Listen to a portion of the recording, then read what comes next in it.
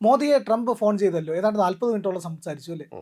Iran America യുദ്ധം ആരംഭിച്ചതിന് ശേഷം ആദ്യമായിട്ടാണ് നരേന്ദ്രമോദിയെ ട്രംപ് വിളിക്കുന്നത്.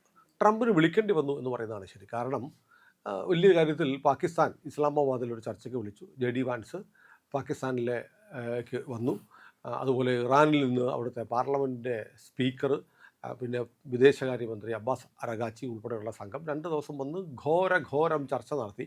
ഒന്നും സംഭവിക്കാതിരിച്ചു പോയി. അപ്പോൾ നമുക്കുണ്ടായ ചില ഗുണമെന്ന് വെച്ചാൽ ഇവർ വന്നിറങ്ങി JD വാൻസ് വന്നിറങ്ങിയത് നൂർഖാം എയർബേസിലാണ്. നൂർഖാം എയർബേസിൻ്റെ വിഷ്വൽസ് നമുക്ക് വളരെ ലൈവായി കാണാൻ പറ്റി. അപ്പോൾ എയർബേസ് ഓപ്പറേറ്റീവായി. ഇന്ത്യ ബ്രഹ്മോസ് വെച്ച് അടിച്ച് തകർത്ത താവളമായിരുന്നു. പക്ഷേ അതിൻ്റെ തറ കാണുമ്പോൾ റൺവേയുടെ വിഷ്വൽസ് എടുത്ത് സൂക്ഷ്മമായി പരിശോധിച്ചാൽ കാണും റൺവേയിൽ പലയിടത്തും പാച്ചുകൾ കാണും. അതായത് നമ്മൾ റോഡൊക്കെ തകർന്നു കഴിയുമ്പോൾ ഇടയ്ക്ക് ചില ഭാഗത്ത് റിപ്പയർ ചെയ്യുമല്ലോ, അതുപോലെ പാച്ചസ് ഒട്ടിച്ച് വെച്ചിരിക്കുന്നതാണ്. അതായത് ഈ കൃത്യമായി നമ്മൾ പറഞ്ഞതുപോലെ തന്നെ നൂർഖാനിൽ അതിമാരകമായി ഇന്ത്യ അടിച്ചു എന്നതിൻ്റെ തെളിവ് നമുക്ക് കിട്ടി. അപ്പോൾ ലോകത്തിന് നൂർഖാൻ്റെ ഇപ്പോഴത്തെ അവസ്ഥ, അത് പരിക്ക് പറ്റിയിട്ട് റിപ്പയർ ചെയ്തതിൻ്റെ സ്ഥിതി മനസ്സിലാക്കാൻ കഴിഞ്ഞു. അതല്ലാതെ ഒരു തരത്തിലും ആ ചർച്ച മുന്നോട്ട് പോയില്ല. അങ്ങോട്ടും ഇങ്ങോട്ടും കണ്ടു, സംസാരിച്ചു, ചായ കുടിച്ചു എന്നല്ലാണ്ട് ചർച്ചയ്ക്ക് ഒരു നീക്കുപോക്കും ഉണ്ടായില്ല. അമേരിക്ക പറഞ്ഞു ഇനി എല്ലാ കപ്പലുകളെയും ഞങ്ങളങ്ങ് തടയാൻ പോവുകയാണ്. കാരണം ഇറാൻ ചിലരെ മാത്രമേ വിടുന്നുള്ളൂ എന്നുണ്ടെങ്കിൽ ആരും ഇനി പോകണ്ട. അതൊരു വലിയ ഒരു പ്രത്യാഘാതം ഉണ്ടാക്കുന്ന കാര്യമാണ്. കാരണം അമേരിക്കയ്ക്ക് എന്താ കാര്യം?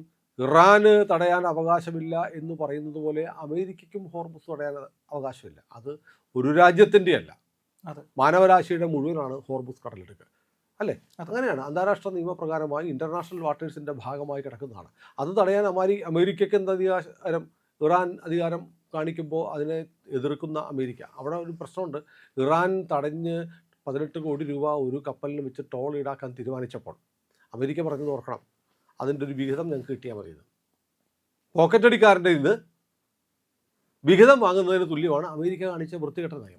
അപ്പോൾ ഏതായാലും അമേരിക്ക ഒരു വല്ലാത്തൊരു നീക്കം നടത്തിയത്, ഇന്ത്യയെ ഒന്ന് ചെറുതാക്കാനുള്ള ശ്രമം അമേരിക്ക നടത്തിയിരുന്നു. കാരണം അമേരിക്കയ്ക്ക് ഒട്ടും ഇഷ്ടപ്പെട്ടിട്ടില്ല ഇന്ത്യൻ കപ്പലുകളെ ഇറാൻ കടത്തിവിടുന്നു. അതുമാത്രമല്ല, നമ്മൾ എന്ത് ചെയ്യുന്നു, ഈ കഴിഞ്ഞ ദിവസവും നമ്മുടെ ഒരു വിമാനം ഇറാനിലേക്ക് പോയിട്ടുണ്ട് നിറയെ മരുന്നുകളുമായിട്ടാണ്. അപ്പോൾ ഇതിനിടയ്ക്ക് നമ്മൾ അമേരിക്കയുടെ ഒരു നയമെടുക്കുന്നു, നമ്മൾ ഇറാനുമായിട്ട് നമ്മുടെ ഒരു ബന്ധം ഇങ്ങനെയാണ്, ഇസ്രയേലുമായിട്ട് നല്ല ബന്ധം മെയിൻറ്റെയിൻ ചെയ്യുന്നു. അപ്പോൾ ചിലർ പറയുന്നുണ്ട് ഇത് ഇന്ത്യയുടെ എന്ത് വൃത്തികെട്ട നയമാണ്, അമേരിക്ക കാണുമ്പോൾ അമേരിക്കയുടെ ഒതിക്കും, പിന്നെ ഇറാൻ്റെ കൂടെ നിൽക്കും, പിന്നെ ഇസ്രയേലിൻ്റെ കൂടെ നിൽക്കും. ഇതെന്തൊരു വൃത്തികെട്ട നയമാണ്? അതാണ് ഡിപ്ലോമസി. നമുക്ക് നമ്മുടെ രാജ്യത്തെ താല്പര്യങ്ങൾ സംരക്ഷിക്കുക, രാജ്യത്തെ ജനങ്ങളെ സംരക്ഷിക്കുക എന്നുള്ളതാണ് ഏറ്റവും പ്രധാനപ്പെട്ടത്. UAE മാത്രം 40 ലക്ഷം ഇന്ത്യക്കാരുണ്ട്. ഈ റീജിയനിലെല്ലാം കൂടെ 1 കോടി ആളുകൾ വരും. ഇസ്രയേൽ മുതൽ ഇറാൻ ഉൾപ്പെടെയുള്ള ഈ മേഖല, യുദ്ധം ബാധിച്ചിരിക്കുന്ന മേഖലയിലാകെ 1 കോടിയോളം ഇന്ത്യക്കാരുണ്ട്. അപ്പോൾ അവരുടെ താല്പര്യം രക്ഷിക്കുക എന്നുള്ളതാണ് ഒരു ഉത്തമ സർക്കാർ ചെയ്യേണ്ടത്. അതുകൊണ്ട് എല്ലാവരുമായും ഏറ്റവും നല്ല ബന്ധത്തിൽ നിൽക്കാൻ നമ്മൾ ആഗ്രഹിക്കുന്നു. അത് അവസരവാദപരമാണ് എന്ന് പറയുന്നവർ ആഗ്രഹിക്കുന്നത് മോദിയെ കുറ്റപ്പെടുത്താൻ ഒരു കാരണം. ഇറാനോട് നല്ല ബന്ധം, അമേരിക്കയോട് ബന്ധം, ഇസ്രയേലിനോട് നല്ല ബന്ധം, ഇതെങ്ങനെയുണ്ടോ ഒരു ഡിപ്ലോമസി? അങ്ങനെയാണ് സാർ ഡിപ്ലോമസി. അങ്ങനെ വേണം. നമ്മുടെ രാജ്യത്തിന് ഗുണമുണ്ടാകുന്ന കാര്യങ്ങൾ ചെയ്യുക എന്നുള്ളതാണ്. ചൈനയോടുള്ള നമ്മുടെ നയം എന്താണ്, റഷ്യയുമായിട്ടുള്ള ബന്ധം എന്താണ്, ഇതെല്ലാം നമ്മൾ നോക്കണം. അപ്പോൾ മെച്ചം എന്ന് പറയുന്നത് നമ്മുടെ രാജ്യത്തെ ജനങ്ങൾക്ക് ബെനിഫിറ്റ് ഉണ്ടാകുന്ന കാര്യങ്ങൾ ഇന്ത്യ ചെയ്യുന്നു. അതാണ് ഏറ്റവും വലിയ ഡിപ്ലോമസി എന്ന് നരേന്ദ്രമോദി വിശ്വസിക്കുന്നു. അതിൻ്റെ ഭാഗമായിട്ടാണ് ഇത്രയും ഒക്കെ പ്രശ്നം ഉണ്ടായിട്ടും ഇന്ത്യയിൽ പെട്രോളിൻ്റെ വില പോലും കൂടിയില്ല. നമ്മൾ എക്സൈസ് ഡ്യൂട്ടി കുറയ്ക്കുകയാണ് ചെയ്തത്. അപ്പോൾ ഇന്ത്യയെ ഒട്ടും ബാധിക്കുന്നില്ല. ഇതുമല്ലാതെ ട്രംപിനെ അസ്വസ്ഥനാക്കുന്നുണ്ടായിരുന്നു. യുദ്ധം തുടങ്ങിയതിന് ശേഷം ഇന്ത്യ ഒന്നിലും ഇടപെടാതെ മാറി നിൽക്കുക. ഇന്ത്യക്ക് ഗുണമുണ്ടാകുന്ന കാര്യങ്ങൾ മാത്രം നിൽക്കുന്നു. അമേരിക്കയുടെ സൈഡ് നിൽക്കുന്നില്ല, ഇസ്രയേലിന് അനുകൂലമായി നിൽക്കുന്നില്ല, ഇറാനെതിരായിട്ടും നിൽക്കുന്നില്ല. അപ്പോൾ ഇതിനകത്ത് അമേരിക്കയ്ക്ക് ട്രംപിന് വല്ലാതൊരു ചൊടിപ്പുണ്ടായി. അതിൻ്റെ ഭാഗമായിട്ടാണ് അസിം മുനീറിനെയും ഷഹബാസ് ഷെരീഫിനെയും വിളിച്ചിട്ട് നിങ്ങൾ അവിടെ ഒരു മധ്യസ്ഥ ശ്രമം നടത്തുകയാണെങ്കിൽ ഞങ്ങൾ ആളെ വിടാം എന്ന് പറയുകയും, അത് അവിടെ വെച്ച് ഇസ്ലാമാബാദിൽ നടക്കുന്ന പാകിസ്ഥാനിൽ നടക്കുന്ന ഈ മീഡിയേഷൻ വിജയിച്ചാൽ ഇന്ത്യക്കൊരു ക്ഷീണമാണ്. അത് ഇന്ത്യ വേണമെങ്കിൽ ഒന്ന് ക്ഷീണിച്ചോട്ടെ. ലോക യുദ്ധത്തിൻ്റെ വക്ക് വരെ എത്തിക്കുന്ന, ലോകത്തെ മിക്കവാറും എല്ലാ രാജ്യങ്ങളിലെയും ഊർജ്ജ മേഖലയെ ബാധിക്കുന്ന യുദ്ധം അവസാനിപ്പിക്കാൻ പാകിസ്ഥാൻ മുൻകൈ എടുത്തു കഴിഞ്ഞാൽ പാകിസ്ഥാൻ ഇപ്പോൾ ഉണ്ടാകുന്ന ഇമേജൊക്കെ ഒന്ന് മാറിക്കിട്ടും. അതിനു വേണ്ടിയിട്ട് ട്രംപും കൂടി അറിഞ്ഞ് നടത്തിയ ഒരു നാടകമായിരുന്നു ഇസ്ലാമാബാദിലെ ചർച്ച. അത് പക്ഷേ ഇറാൻ്റെ നിലപാടുകളുണ്ട്. ഇറാൻ പറഞ്ഞു നിങ്ങൾ വെച്ചിരിക്കുന്ന ഡിമാൻഡ്സ് എന്ന് പറയുന്നത് ഞങ്ങളുടെ കൈയും കാലം വെട്ടിക്കളയുക എന്നതിന് തുല്യമാണ്. ഞങ്ങൾ ഒരിക്കലും അണവായുധങ്ങൾ ഉണ്ടാക്കരുത്, ഞങ്ങൾ സമ്പുഷ്ടീകരണം നടത്തരുത്, പിന്നെ മാത്രമല്ല ഈ ഞങ്ങൾ ദീർഘദൂര മിസൈലുകൾ ഉണ്ടാക്കാൻ പാടില്ല, പിന്നെ ഹൂത്തികൾ, ഹിസ്ബുള്ള അടക്കമുള്ള ഹമാസ് അടക്കമുള്ളവരെ സഹായിക്കാൻ പാടില്ല എന്ന് തുടങ്ങിയ അമേരിക്കൻ അല്ലെങ്കിൽ ഇസ്രായേൽ താല്പര്യങ്ങൾ സംരക്ഷിക്കുന്ന ഈ വ്യവസ്ഥകൾ അംഗീകരിക്കാൻ പറ്റില്ല എന്ന് ഇറാൻ ഒരു നിലപാട് കടുംപിടുത്തം പിടിച്ചതോടുകൂടി ആ ചർച്ച പൊളിഞ്ഞു. സ്വാഭാവികമായും പൊളിയേണ്ട ചർച്ച ഓർഗാനിക്കായിട്ട് ഉണ്ടായി വന്നൊരു ചർച്ചയായിരുന്നില്ല. അതുകൊണ്ട് തന്നെ ചർച്ച പൊളിഞ്ഞു. ചർച്ച പൊളിഞ്ഞു കഴിഞ്ഞപ്പോൾ ഇനി എന്ത് എന്നൊരു ചോദ്യം ബാക്കിയാവുന്നു. അപ്പോൾ ഇനിയിപ്പോൾ നോക്കൂ, ലോകത്ത് എവിടെയും പ്രശ്നങ്ങളുണ്ടായാലും അവരാവശ്യപ്പെടുന്നത് ഇന്ത്യ ഇടപെടണമെന്നാണ്. യു എയുടെ അംബാസഡർ പറഞ്ഞത് എന്താണ്? നരേന്ദ്രമോദി ആ ഫോണെടുത്ത് ഒന്ന് ഇറാൻ പ്രസിഡന്റിനെയും ഒന്ന് ട്രംപിനെയും വിളിച്ചാൽ ഈ യുദ്ധം തീരും, നെതന്യാഹുവിനെയും കൂടെ ഒന്ന് വിളിക്കുക, ഈ 3 പേരെ വിളിച്ചാൽ ഈ യുദ്ധം അവസാനിപ്പിക്കും. ശരിയാണ്, ഈ 3 പേരുടെ അടുത്തും ഇനി വേണമെങ്കിൽ 4ാമത് ഇറാന് എല്ലാ സപ്പോർട്ടും ചെയ്യുന്ന റഷ്യൻ പ്രസിഡന്റുമായിട്ടും ഏറ്റവും ഊഷ്മളമായ ബന്ധമുള്ള ലോക നേതാവാരാണ്? നരേന്ദ്രമോദിയാണ്. അപ്പോൾ അതുകൊണ്ടാണ് യു എ ഇ പറഞ്ഞത് മോദി ഒന്ന് വിചാരിച്ചാൽ മതി, ഈ മോദി ഫോൺ എടുത്തൊന്ന് വിളിച്ചാൽ ഈ യുദ്ധം തീരുമെന്ന് പറഞ്ഞത്. പക്ഷേ മോദി അതിന് ചെയ്തില്ല. അങ്ങനെ അമേരിക്കയ്ക്ക് താല്പര്യം ഉണ്ടാകുന്ന, അമേരിക്കയെ സംബന്ധിച്ച് അമേരിക്ക എന്താ പറയുക, അമേരിക്ക പുലിപ്പുറത്ത് കയറിപ്പോയി, ഇറങ്ങാൻ പറ്റത്തില്ല. അപ്പോൾ അമേരിക്കയെ ഒന്ന് ഇറക്കി കൊടുക്കാനുള്ള ഒരു നടപടിക്ക് ഞാനായിട്ട് പോണില്ല എന്ന് മോദി എടുത്തിരുന്നു. കാരണം ഇന്നലെ ഈ സംഭാഷണം അവസാനിപ്പിച്ച് കഴിഞ്ഞിട്ട് ട്രംപ് പറഞ്ഞൊരു വാചകമുണ്ട്, we love you, we all love you, ഞങ്ങളെല്ലാവരും നിങ്ങളെ സ്നേഹിക്കുന്നു, നിങ്ങളിതൊന്നും മനസ്സിലാക്കണം. എൻ്റെ പൊന്നു മോദിജി, എനിക്ക് നിങ്ങളോട് കടുത്ത പ്രേമമാണ്, ഇന്ത്യക്കാരെ എനിക്ക് ഭയങ്കര ഇഷ്ടമാണ്, ഞങ്ങൾ അമേരിക്കക്കാർക്ക് മുഴുവൻ ഇഷ്ടമാണ്, നിങ്ങളൊന്നും മനസ്സിലാക്കപ്പാ എന്നാണ് അതിൻ്റെ ശുദ്ധ മലയാളം. അത് ഇന്ന് മാധ്യമങ്ങളിലൊക്കെ വന്നിട്ടുണ്ട്, വി ഓൾ ലവ് യു, നിങ്ങളതൊന്നും മനസ്സിലാക്കുക എന്ന് പറഞ്ഞിട്ടാണ് ട്രംപ് ഫോൺ വെക്കുന്നത്. അപ്പോൾ ഇനിയിപ്പോൾ ട്രംപിന് നരേന്ദ്രമോദിയുടെ ഒരു ഇടപെടൽ ആവശ്യമുണ്ട്. വേണമെങ്കിൽ നെതന്യാഹുവിനൊന്ന് വിളിക്കാം. നോക്കൂ, ഈ ചർച്ച അവസാനിപ്പിക്ക് മുമ്പ് വെച്ചിരുന്നൊരു കണ്ടീഷൻ, ഒരു 10 കണ്ടീഷൻസ് വെച്ചിരുന്നു. അതിനകത്ത് ഇറാൻ പറഞ്ഞൊരു കണ്ടീഷൻ എന്നറിയാമോ? ലെബനോണിനെ ആക്രമിക്കാൻ പാടില്ല. ബാക്കി 9 കണ്ടീഷൻസ് ലെബനോണിനെ എങ്ങാനും ആക്രമിച്ചാൽ ഈ വെടിനിർത്തൽ കരാർ അസാധുവാകും എന്ന് പറഞ്ഞു. അമേരിക്ക പറഞ്ഞു ശരി, അതോട് ഉൾപ്പെടെ വെച്ച് നമുക്ക് ഇസ്ലാമാബാദിൽ ചർച്ച ചെയ്യാമെന്ന് പറഞ്ഞു. ഈ 10 പരിപാടി പുറത്ത് വന്ന ഉടനെ തന്നെ നെതന്യാഹു എന്ത് ചെയ്തു? ഒരു 50 വിമാനം വിട്ട് ലെബനോണിനെ കടിച്ചു. എന്ന് പറഞ്ഞാൽ ഈ ചർച്ച പൊളിയണമെന്ന് ആർക്ക് താല്പര്യമുണ്ട്? ഇസ്രായേലിന് താല്പര്യമുണ്ട്. കാരണം ലെബനോണിനെ ആക്രമിച്ചാൽ ചർച്ച പൊളിയും എന്ന് ഇറാൻ പറയുകയും ഇല്ല നമുക്ക് ചർച്ച ചെയ്യാം എന്ന് അമേരിക്ക പറയുകയും ചെയ്യുമ്പോൾ നേരെ ഇസ്രായേൽ പോയി ലെബനോൺ അടിച്ചങ്ങ് നിരത്തി അവിടുത്തെ പ്രധാനപ്പെട്ട സുപ്രീം കമാൻഡറെ ഉൾപ്പെടെ, ഹിസ്ബുള്ളയുടെ സുപ്രീം കമാൻഡറെ ഉൾപ്പെടെ തട്ടി.